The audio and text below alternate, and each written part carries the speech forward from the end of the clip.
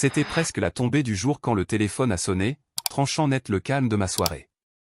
J'étais dans la buanderie, en train de plier des serviettes, et le ronronnement du sèche-linge étouffait les premières sonneries. Quand j'ai vu le nom de Caleb s'allumer à l'écran, j'ai souri, malgré tout. Oui, j'ai souri.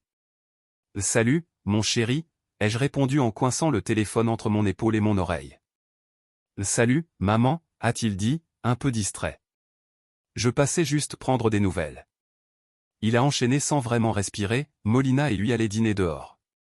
Un petit bistrot que sa cousine leur avait conseillé. Paris coûtait cher, mais elle était contente. J'ai posé les questions habituelles, la météo, l'hôtel, s'il avait déjà vu la scène. Il m'a répondu par petites phrases polies, courtes, presque mécaniques. Et ça ne m'a même pas vexé. J'avais l'habitude d'être celle qui demande. Celle qui tient la conversation à bout de bras. Au bout de quelques minutes, il a conclu. Bref, on se parle bientôt, d'accord? Je t'aime. Moi aussi je t'aime, ai-je soufflé. J'ai attendu que la ligne coupe. Mais elle ne s'est pas coupée. Il y a eu un silence. Puis un frottement. Caleb qui bougeait son téléphone, comme s'il l'avait glissé dans sa poche. Et ensuite, la voix de Molina, basse, proche, presque collée au micro. C'était qui? Ta mère? A-t-elle murmuré. Caleb a marmonné. Ouais, encore une histoire de maison. Sûrement la fuite dans la salle de bain des invités. J'ai retenu mon souffle, une main figée sur le rebord du sèche-linge. Molina a rigolé, amusé. Bon, techniquement, c'est à elle. Et Caleb a répondu, c'est comme une lame. Pour l'instant. C'est provisoire. Elle nous fatigue, cette femme. On finira par lui faire signer l'acte. La culpabilité, ça marche à tous les coups. Le sang a quitté mon visage. Je n'ai pas bougé. Je n'ai pas raccroché. J'étais planté là, entouré de linge propre et de lumière tiède qui, d'un coup, me paraissait glaciale. Il préparait quelque chose. Et la maison, ma maison, ce n'était que le début. Le chagrin, quand il arrive, ne frappe pas comme un coup de poing. Il glisse. Comme de l'eau. Silencieux, envahissant, impossible à arrêter. J'avais 42 ans quand il a noyé la vie que je connaissais. Paul est mort dans un accident que personne n'avait vu venir. Il a laissé derrière lui une femme épuisée, un fils adolescent, et juste assez d'assurance pour que notre monde ne s'effondre pas complètement. Je me souviens du jour où j'ai signé les derniers papiers pour le versement. L'homme en face de moi appelait ça un avantage, comme si l'argent pouvait remplacer la patience tranquille des mains de Paul, ou sa façon de faire rire notre fils, même les mauvais jours. Je n'ai pas touché un centime pendant 1 an. Puis, petit à petit, j'ai commencé à reconstruire notre vie autour du vide qu'il avait laissé. D'abord, il y a eu la maison. Une petite bâtisse blanche, simple, au bord d'Asheville. Une maison qui avait de vieux os, mais une âme solide. Je l'ai choisie parce que Paul aurait adoré le porche et le grand chêne dans le jardin. Je l'ai rendue vivante à force de gestes, peinture, bricolage, jardinage le week-end, meubles d'occasion. J'ai tout retapé moi-même. C'était la seule chose que j'avais possédée un jour et qui me semblait entièrement à moi. Cette maison devait être un refuge pour Caleb. Un endroit où il se sentirait en sécurité, à nouveau. Je n'ai pas fréquenté. Je n'ai pas refait ma vie. J'ai travaillé. 2 emplois la plupart des années. Parfois 3, l'été, quand il fallait payer un camp, des livres, un appareil dentaire. Je me répétais que ça suffisait. Qu'être une bonne mère, c'était déjà une histoire d'amour à sa façon. Quand il a été accepté à Columbia, j'ai pleuré sur le parking du petit dîner où je servais. Sa bourse n'était pas complète, mais on a trouvé des solutions. J'ai vendu la bague de ma grand-mère. J'ai pioché dans l'assurance. J'ai pris des nuits en plus. Et je lui ai dit de ne penser qu'à une chose, ses études. Il m'avait juré qu'il n'oublierait jamais tout ce que j'avais fait. Après son diplôme, lui et Molina sont revenus en Caroline du Nord pour quelques mois. Il y avait eu une vague de licenciements. Les loyers étaient devenus absurdes. Juste temporaire, avait-il dit. Je n'ai pas hésité une seconde. Je leur ai donné l'étage. Et j'ai repeint moi-même la chambre d'amis. Molina aimait le gris très clair, soi-disant. Alors j'ai fait du gris. J'ai aussi laissé passer quand elle a changé les rideaux. Et quand Caleb a fait rediriger le courrier à leurs deux noms, je n'ai rien dit non plus. Même quand ils ont commencé à parler de la maison comme la maison jamais la maison de maman, j'ai ravalé ça, encore. Peut-être que je voulais croire qu'on redevenait une famille, sous un même toit. Peut-être que j'étais juste fatigué de dîner seul. Je n'ai jamais imaginé que les mains que j'avais élevées se retourneraient un jour pour attraper ce que j'avais saigné à protéger. Et maintenant, ces mots résonnaient, elle nous fatigue. Je n'arrivais pas à stopper le défilé des souvenirs. Ils revenaient les uns après les autres, de plus en plus amers, le crédit porté seul, les années sans fête parce que je couvrais des services, le mal de dos ignoré, les petits bonheurs repoussés à plus tard. Et pourtant, ce n'était pas la trahison qui me paralysait le plus. C'était le fait qu'une partie de moi n'était même pas vraiment surprise. J'ai plié la dernière serviette. Lentement. Je l'ai lissée du plat de la main et je l'ai posée sur la pile. Puis je suis allé dans ma chambre. J'ai tiré la boîte ignifugée de sous mon lit, celle où je gardais l'acte de propriété. Tout ne s'était pas fait d'un seul coup. Sinon, j'aurais peut-être réagi avant. Mais l'érosion est discrète. Elle te grignote grain par grain, jusqu'au jour où tu regardes autour de toi et tu réalises que le rivage a disparu. Ils ont commencé à dire notre maison environ 3 mois après leur arrivée. Au début, je me suis dit que c'était juste une façon de parler. On devrait arranger le porche. On pense changer la cuisinière. Puis Caleb a ajouté, comme si c'était normal. Je m'occupe des factures maintenant. Ce sera plus simple, tout automatisé. Je me suis raconté que c'était de l'aide. De la gentillesse. Mon fils devenu adulte, qui partageait le poids. Je n'ai pas demandé pourquoi la facture d'électricité arrivait soudain sur son mail. Ni pourquoi la compagnie de gaz m'appelait Madame Hargrave Junior au lieu de Helena. J'ai juste souri. Je me suis dit, ne fais pas d'histoire. Un week-end, pendant que j'étais à l'église, Molina a peint le couloir. Ça avait besoin d'un coup de frais, a-t-elle dit, toute joyeuse. Le bleu doux que j'avais choisi des années plus tôt avait disparu. Remplacé par un beige froid, stérile, assorti à leurs meubles. Je suis resté là, à cligner des yeux, en essayant de ne rien laisser paraître. Elle m'a enlacé par derrière et a soufflé. On construit quelque chose de beau ici. J'ai hoché la tête, et je l'ai laissé croire que j'étais d'accord. Puis est arrivée la discussion sur la chambre du bébé. Molina s'est assise en face de moi à la table de la cuisine, une main autour d'une tasse, l'autre posée sur son ventre. Elle ne lavait jamais ses tasses, d'ailleurs. On a réfléchi, a-t-elle dit avec un sourire. Si tout se passe bien, on aimerait transformer ta chambre en chambre de bébé. Tu pourrais prendre la chambre d'amis. Bien sûr, c'est plus petit, mais très cosy. Caleb n'a même pas levé les yeux de son téléphone, comme si la décision était déjà prise. Cette nuit-là, j'ai fixé le plafond dans la chambre qu'il voulait réutiliser. J'écoutais le vent faire vibrer les vieilles fenêtres que Paul avait autrefois calfeutrées à main nue. Et j'ai compris à quel point j'étais devenu minuscule, dans ma propre maison. Chaque mur semblait chuchoter le nom de quelqu'un d'autre. Alors j'ai allumé la lampe, ouvert le tiroir de ma table de nuit, et j'ai retrouvé la lettre que Caleb m'avait écrite à l'université. Celle qui se terminait par « Je prendrai toujours soin de toi, maman ». Je l'ai repliée soigneusement, et je l'ai posée à côté de l'acte. Je me suis dit que je ne réécouterais pas. Que j'avais déjà assez entendu. Mais leurs mots étaient restés gravés dans ma tête, coupant comme du verre brisé. Elle nous fatigue. Et pourtant, quelque chose en moi, une petite partie blessée, s'accrochait encore à l'idée que tout ça n'était qu'un malentendu. J'ai appuyé sur lecture une deuxième fois. L'enregistrement grésillait doucement. La voix de Caleb, au début un peu lointaine. Mais elle cédera si on lui rappelle tout ce qu'elle nous doit. Le rire de Molina a suivi. Me mentionne juste les frais de l'université, et le fait qu'elle n'a pas payé de loyer depuis qu'on est là. J'ai mis pause, le pouce suspendu au-dessus de l'écran. Je n'avais pas payé de loyer, chez moi. J'ai relancé. Elle est émotionnellement dépendante, disait Molina. On n'a pas besoin d'être méchant, a ajouté Caleb. Il faut juste qu'elle se sente comme si on était sa seule vraie famille.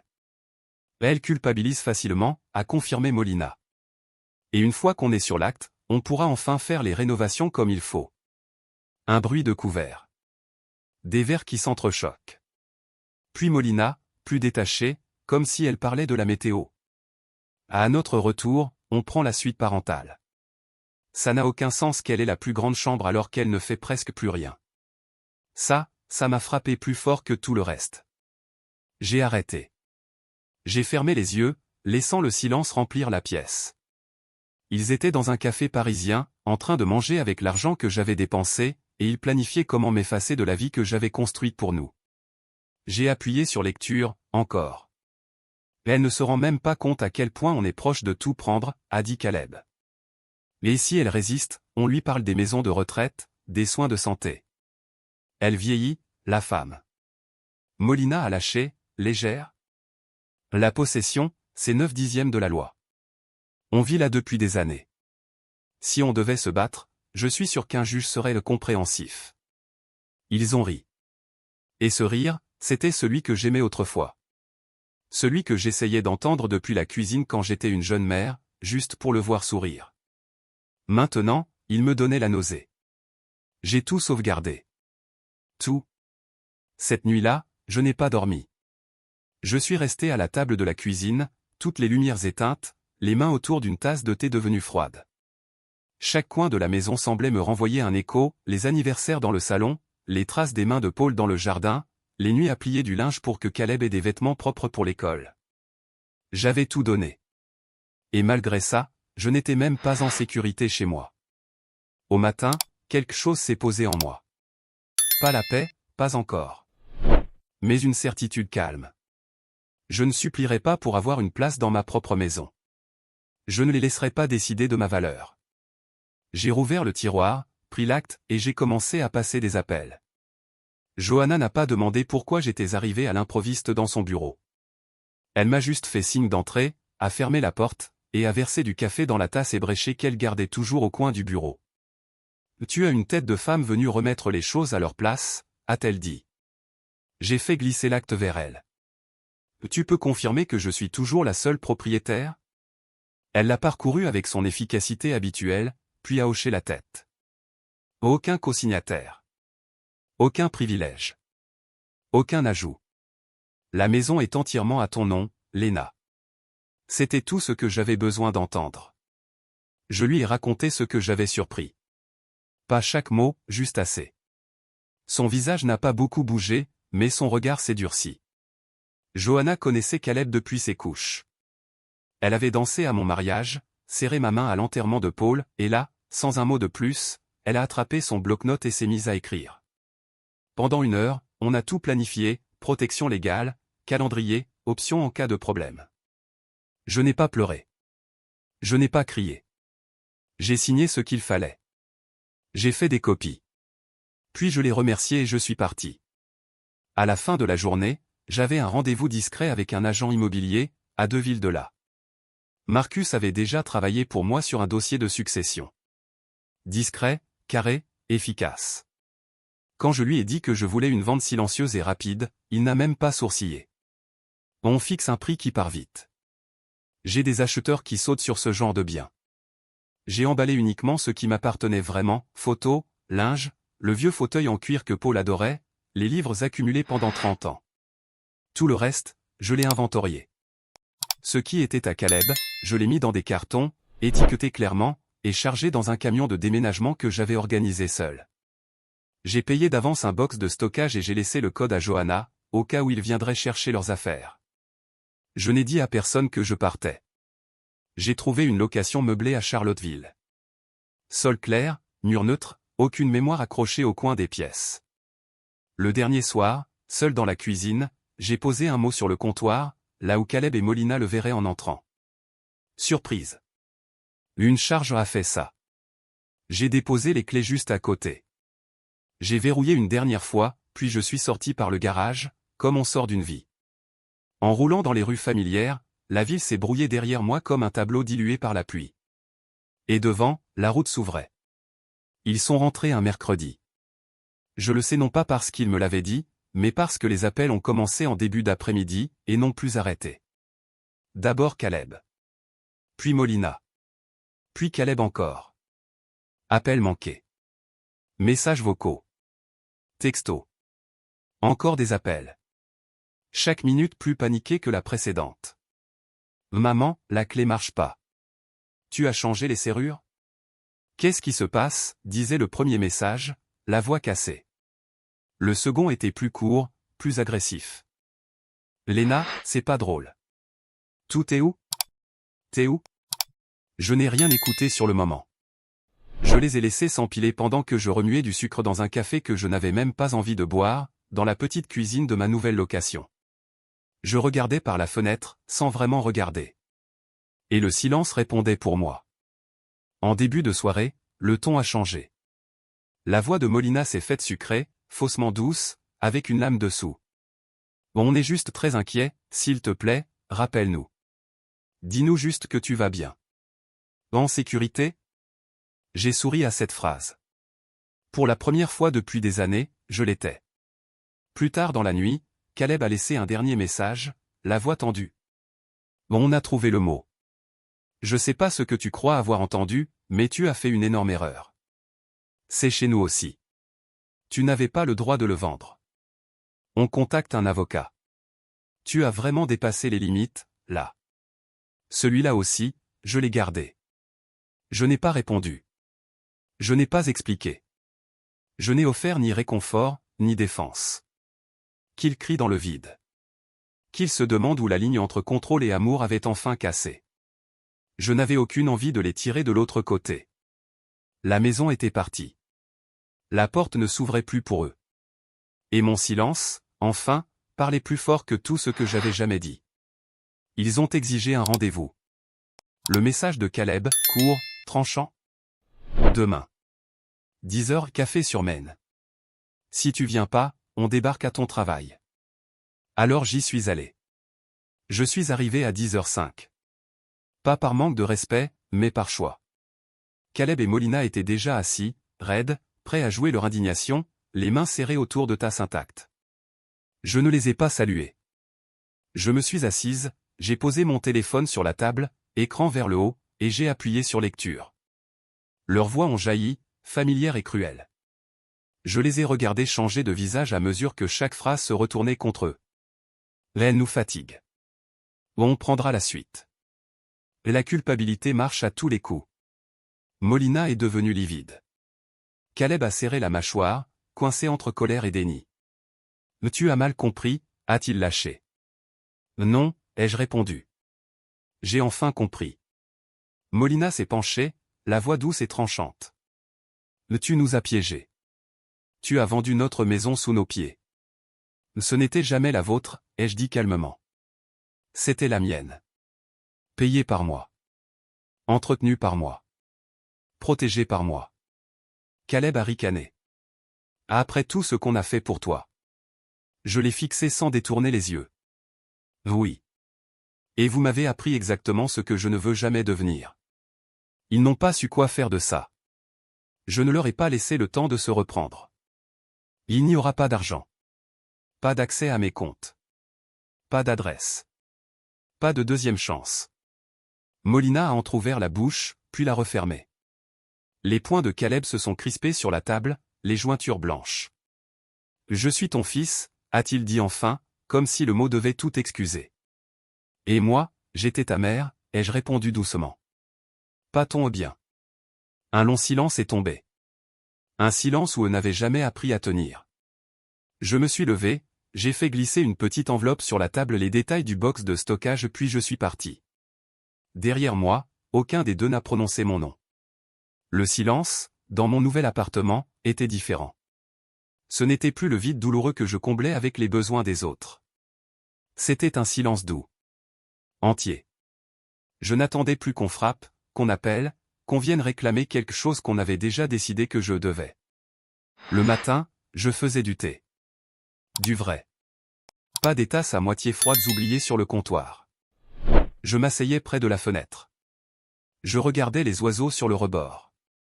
Je lisais des chapitres entiers sans être interrompu. Certains jours, je ne parlais à personne. Et ça me convenait. Mais je n'avais pas disparu. Après quelques semaines, j'ai trouvé un petit centre communautaire qui organisait des groupes de soutien, deuil et limites personnelles. Au début, c'était étrange de m'asseoir encerclé de prononcer mon prénom comme si je recommençais de zéro. Mais c'était exactement ça. Je n'étais pas venu pour parler de Caleb, pas directement. J'étais venu parler de ces façons silencieuses dont on se perd quand on passe sa vie à porter tout le monde. J'ai rencontré des femmes brisées plus fort, et d'autres qui apprenaient juste à dire non pour la première fois. On ne se réparait pas. On s'écoutait. Et ça suffisait. Un soir, après la séance, une femme nommée Sabria m'a prise à part. Elle dirigeait un refuge pour mères célibataires à la sortie de la ville. « On aurait besoin de quelqu'un comme toi », a-t-elle dit. Pas pour faire la morale. Juste, pour être là. Et dire vrai. Alors j'ai commencé à venir une fois par semaine. Puis 2. Puis plus. Je me suis assise sur des canapés usés avec des jeunes femmes qui n'avaient plus personne pour croire en elles. J'ai écouté leurs histoires. Et j'ai raconté un peu des miennes. Pas les morceaux amers. Juste ceux qui leur rappelaient qu'elles n'étaient pas seules. Je ne leur disais pas quoi faire. Je les laissais choisir. Et un après-midi, en rentrant chez moi dans l'air froid du début d'automne, j'ai réalisé que je n'avais pas pensé à Caleb depuis plusieurs jours. Pas avec douleur. Pas avec colère. Juste, avec de la distance. Toutes les pertes ne sont pas des blessures. Certaines sont le premier pas vers quelque chose qui, enfin, ressemble à toi. Une année a passé dans un calme presque invisible. Pas de grands coups d'éclat, pas de déclarations théâtrales. Juste des jours réguliers, honnêtes, simples. Et la date m'a surprise. Je n'ai compris que c'était l'anniversaire qu'en voyant la première feuille jaune tomber dehors. L'automne avait toujours été la saison préférée de Paul. Et aussi celle de Caleb, quand il était petit. Avant, je faisais des tas de feuilles juste pour le voir sauter dedans en riant. Ce jour-là, je me suis fait du thé et je me suis assise à la table avec mon journal. Personne n'attendait rien de moi. Pas d'appel. Pas d'exigence. J'ai ouvert une page blanche et j'ai écrit une lettre. Pas à Caleb. Pas à quelqu'un d'autre. À moi. Mais tu n'as jamais été un poids. Tu as été la base. Tu es celle qui a empêché tout de s'écrouler. Tu as porté ce que personne ne voyait. Tu as donné plus que ce qu'on t'a jamais rendu. Et quand ils ont voulu te réduire à ton utilité, tu as choisi de partir. Ce n'était pas de la cruauté. C'était de la lucidité. Je l'ai signé. Sans fioriture. Sans excuse. Plus tard, je suis sorti marcher. Je ne voulais pas repasser près de l'ancien quartier, mais mes pas y sont allés tout seuls. Quand j'ai atteint la rue, j'ai ralenti. Pas pour regarder en arrière. Juste pour traverser. La maison était là. Familière et lointaine. Quelqu'un avait repeint la porte. Le porche était propre. Et ça n'a pas fait mal comme je l'avais imaginé. Je ne me suis pas attardé. Je n'ai pas espéré voir un visage à la fenêtre. J'ai continué mon chemin. Je n'ai pas perdu mon fils. Cette vérité s'est installée lentement, sans amertume. J'ai perdu la version de lui dans laquelle je voulais croire, le garçon qui ne m'aurait jamais tourné le dos. L'homme qui se souviendrait des mains qui avaient construit son monde. Ce que j'ai lâché, ce n'était pas un enfant. C'était l'illusion qu'il me voyait. Et ce que j'ai trouvé dans l'espace laissé derrière, c'était enfin quelque chose qui m'appartenait. Et ce que j'ai trouvé dans l'espace laissé derrière, c'était moi. Pas maman. Pas la femme qui assure. Pas celle qui paie. Juste Léna. Je suis resté immobile une seconde devant la maison, le souffle calme, le cœur stable. Puis j'ai tourné les talons, sans trembler, sans regretter. Comme si cette rue n'était plus qu'un chapitre fermé. Sur le chemin du retour, j'ai senti quelque chose de nouveau dans ma poitrine, pas de la joie, pas encore, mais une légèreté. Une place libre. Comme une pièce enfin rangée après des années de désordre. Et c'est là que j'ai compris la vraie victoire. Ce n'était pas la vente. Ce n'était pas la réunion au café. Ce n'était même pas leur panique, ni leurs messages, ni leurs menaces. La vraie victoire, c'était que je n'avais plus besoin qu'ils me comprennent. Pendant des mois, j'ai reçu des tentatives. De petites attaques déguisées. Des numéros inconnus. Des mails froids. Des messages indirects via des cousins, des amis de la famille, des gens qui ne connaissaient jamais toute l'histoire. C'est ton fils, quand même. Mais tu vas le regretter. Une mère, ça pardonne. Je n'ai pas répondu. Parce que ce n'était pas une histoire de pardon. C'était une histoire de limite. Et moi, pour la première fois, je savais exactement où elle commençait. Un jour, Johanna m'a appelé. Sa voix était neutre, mais je l'ai sentie satisfaite. Ils ont essayé, m'a-t-elle dit. Ils voulaient contester la vente. Ils parlaient de droit, de possession, de promesses. J'ai fermé les yeux, pas par fatigue, par soulagement. Et ? Ai-je demandé. Johanna a soufflé un petit rire, bref, sans joie. Et ils n'ont rien. Rien à leur nom. Rien de signé. Rien de légal. Juste des mots. Et les mots ne déplacent pas une propriété.